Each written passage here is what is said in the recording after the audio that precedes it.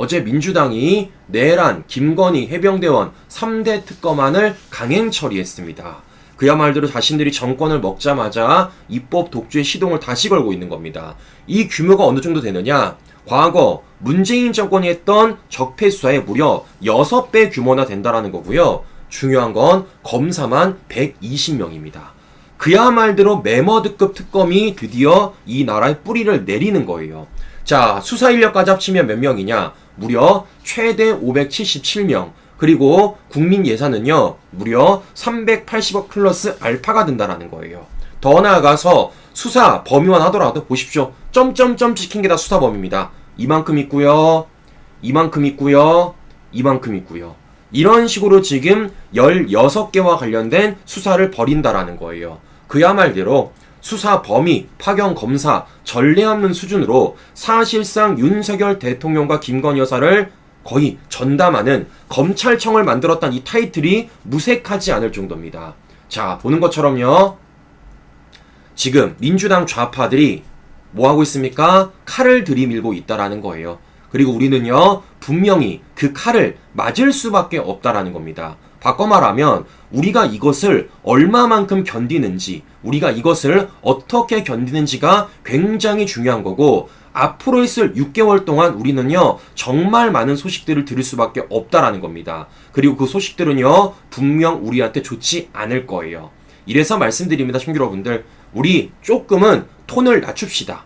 우리 조금은요, 여유를 갖자고요. 왜냐? 우리가 하지 말래도 어차피 합니다. 우린 그럼 이걸 피할 수 없다라는 거고, 그런 과정 속에서 우리가 뭘 해야 될지 더 고민하고 우리가 뭘 해야 될지 뭉치는 게 저는 더 중요하다라는 말씀을 드려보는 겁니다. 자, 그럼 보십시오. 이번 특검에 대해서 문제점을 우리는 알아야 됩니다. 어떤 문제점이 있습니까? 자, 첫 번째, 바로 이런 문제점이 있습니다. 바로 특검 추천권이 누구에게 있는지가 중요한 거예요. 자, 여러분들, 특검이란 건 어떤 것이죠? 실제 수사기관의 수사가 미진할 때 하는 게 바로 특검입니다. 그리고 그 특검은요, 누가 뭐라 그래도 여야가 똑같이 동등하게 추천권을 가져야 돼요. 그런데 이번 모든 이 3개 특검은요, 추천권을 누가 갖고 있느냐? 바로 민주당과 조국당이 가져가는 겁니다. 3개 특검 추천권을 이 두 당이 다 가져가는 거예요. 국민의힘도 심지어 이준석의 개혁신당마저도 다 배제가 된 겁니다. 과거는 어떻게 됐었냐? 보는 것처럼요. 13개 특검 중에서 대법원장이 4번, 대한변호사협회가 5번, 그리고 여야 합의로 이렇게 4번이나 했었습니다. 근데 지금 어떻죠? 민주당은요, 자기들 마음대로 국민의힘과 개혁신당을 제외한 채 자신들과 정치적인 손을 잡은 조국당만 추천권을 갖도록 이렇게 법안을 만들어서 어제 짬짬이로 통과를 시켰다라는 거예요.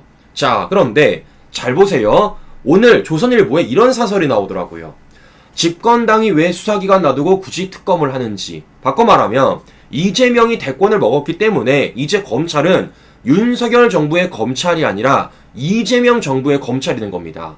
그럼에도 불구하고 민주당과 이재명은 검찰을 믿지 못한 채 3개 특검을 국민 세금까지 들여가며 이행하고 있다라는 거죠. 자, 그럼 왜 그럴까요?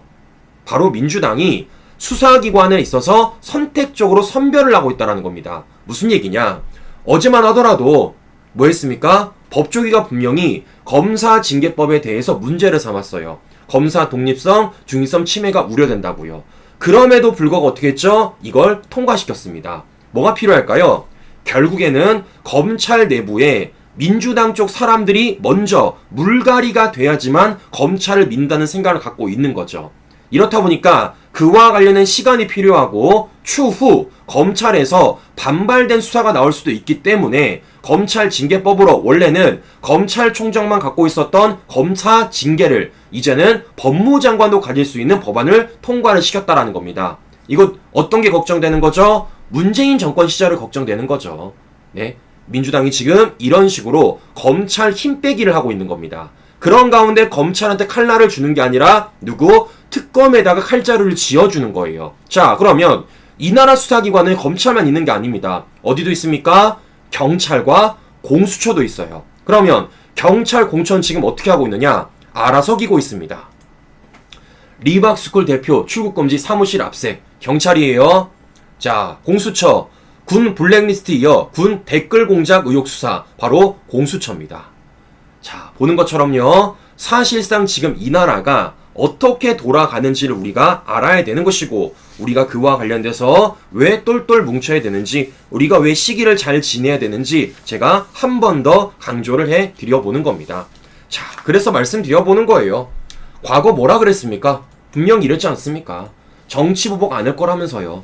누구 괴롭히면 행복하지 않다면서요.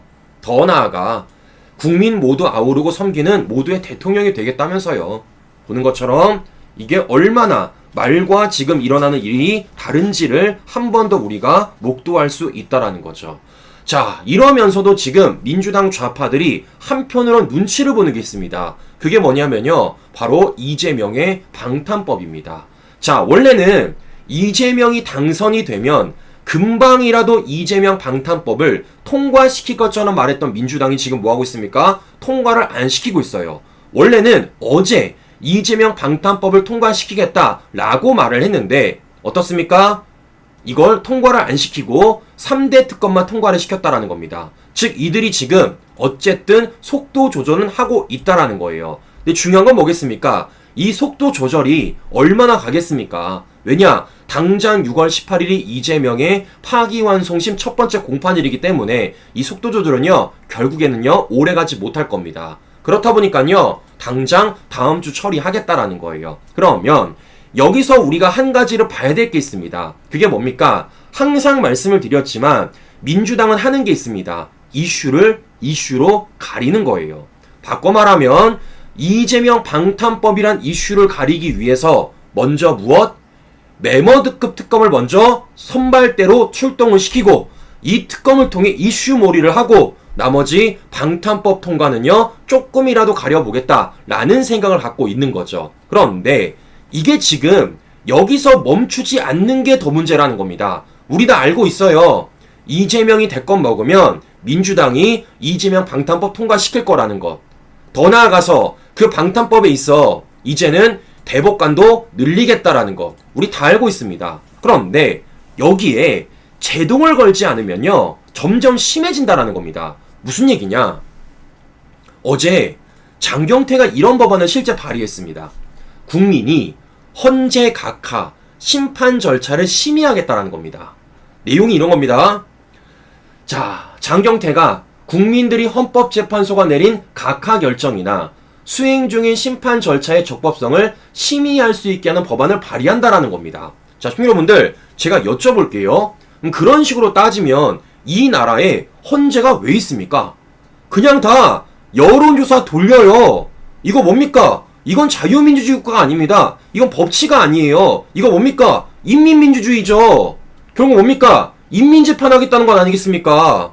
인민재판 열심히 여론 선동해서 이게 문제 있다, 문제 없다 라고 언론 플레이 펼치고 그걸 못 박아놓은 다음에 자신들이 원하는 결과를 만드는 게 저 목적 아니겠습니까?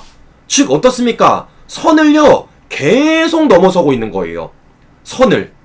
자, 민주당이 최근에 뭐 했죠?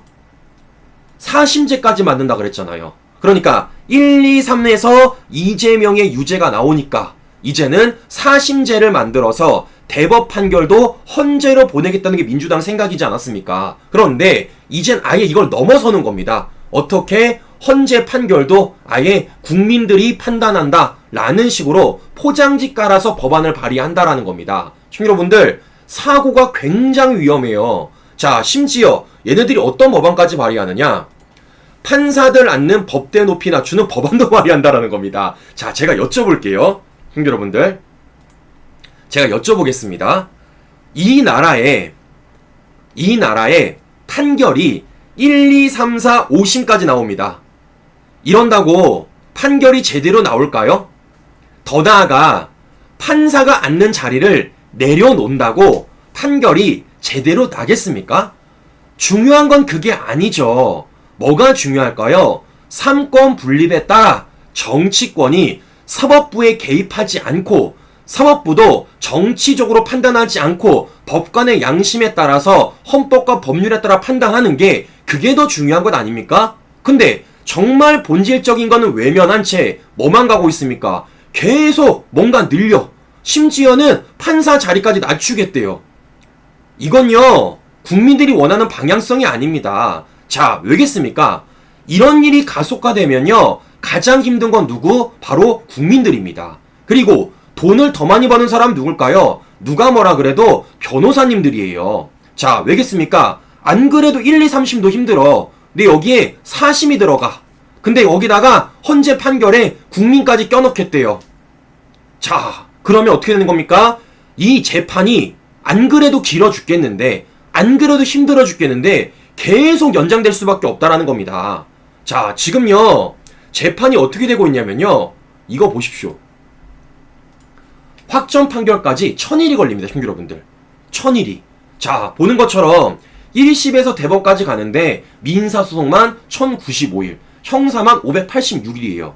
계속 이 날짜가 늘어나고 있습니다. 언제부터? 문재인 정권 때부터. 그러면 중요한 건 뭘까요? 이런 재판 처리 기간이 짧아질 수 있도록 더더욱 노력을 해야죠. 왜냐? 그게 국민들을 위한 헌법의 가치이기 때문입니다. 자, 심지어 어떻게 되고 있느냐?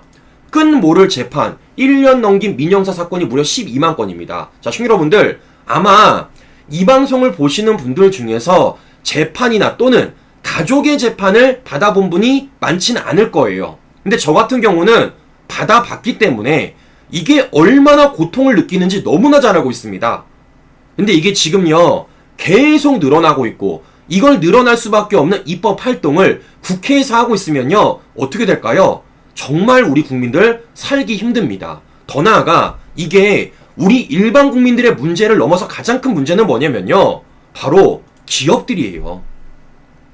실제 지금 기업들이 얼마나 많은 고소고발을 당하고 있고 그와 관련돼서 재판받지 않습니까? 그런데 5년이 지나도 2심이다. 기업 닫는 재판이 지연되고 있다는 겁니다. 5년 새 몇 프로가 늘었냐? 무려 67%가 늘었어요. 그럼 제가 물어보는 겁니다.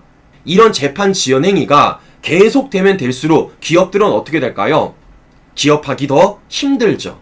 더 나아가 기업하고 싶은 마음도 사라지게 되는 거죠. 이래서 이런 재판에 관련된 내용들이, 이런 입법 활동들이 얼마나 문제가 있는지를 제가 여러 차례 말씀을 드려보는 겁니다. 심지어 뭐가 있습니까? 이재명이 대선 후보 시절 말했던 덧센 상법 개정안, 이거 민주당이 통과시키겠다라는 겁니다. 기업이 점점점 힘들어질 수밖에 없는 거예요. 이런데 어떻게 친기업 행보를 말하며 경제 성장 중심은 기업이라고 말할 수 있겠습니까? 이런데 어떻게 코스피 5000 시대를 열 수 있겠냐고요. 자, 지금 보시는 것처럼 이 나라 사법 시스템을 정말 삼권 분립에 따라 국민과 국가, 더 나아가서 사법부 독립에 따라서 바라보는 게 아니라 정치적으로 바라보면요, 이런 문제가 도래될 수밖에 없다라는 겁니다.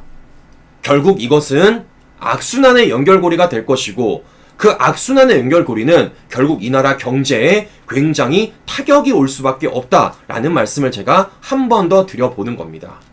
이래서 말씀드리는 거예요. 뭐가 문제가 있고 어떤 게 문제인지 우리가 알아야지만 이와 관련돼서 목소리 낼 수 있는 것 아니겠습니까? 왜냐? 지금 언론들은요, 이재명이 대권 먹은 지 얼마 안 됐기 때문에 이런 얘기를 전혀 안 하고 있기 때문이에요. 자, 그렇기 때문이라도 이런 문제점들이 과연 앞으로 어떻게 미래를 결정할지, 이런 문제점들이 앞으로 우리 국민들에게 어떤 판단을 받을지 저는 쭉 지켜보면서 오늘 방송 마무리하도록 하겠습니다. 감기 조심하시고요. 건강관리 유의하시고요. 저는 다음 방송 다시 뵙도록 하겠습니다. 오늘도 긴 시간 끝까지 여러분 감사합니다.